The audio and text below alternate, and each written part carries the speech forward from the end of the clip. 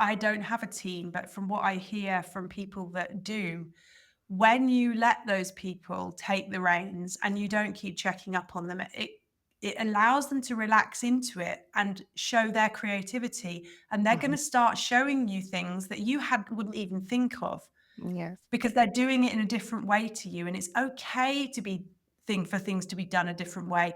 My husband didn't clean in the way that I would in the house, and he didn't put the clothes away in the way that I would, but they were being done, and that's Mhm. better than me having to do it. So that's fine, and I think it's the same within our businesses. Mhm. We need to manage people, that's fine, but we need to give them space to show Mhm. us what they can do, and when we do that, I think they probably shine a lot more. Yeah, and just to add on top of a good system, right? Because at that point, you had already done the KonMari method on your home, right? Your Yeah, family knows how to work within this system that has already been established, right? So I yeah. think that too, when it comes to teams, it's like have the good system, and then that makes it so much easier to delegate because they have like this skeleton of a system that they're working within as well.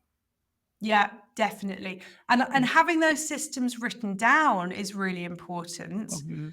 so that when you do need to delegate, someone can take over and follow through. And then if they've got a question, they can ask you. And Mhm. from our family point of view, we have a written down meal plan that's up in the kitchen. We've had it for years. It gets Mhm. rewritten every Sunday.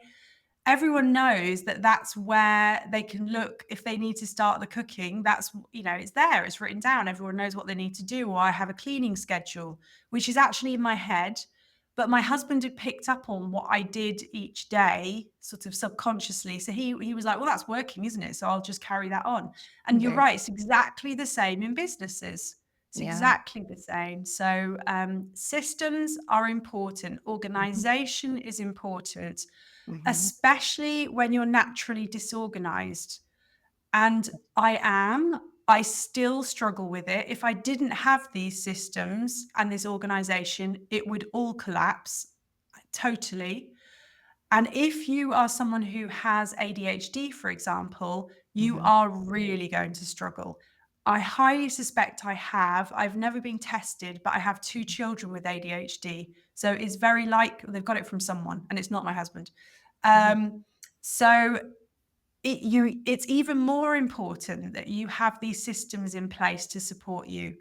And it just makes life so much calmer and easier, which is great.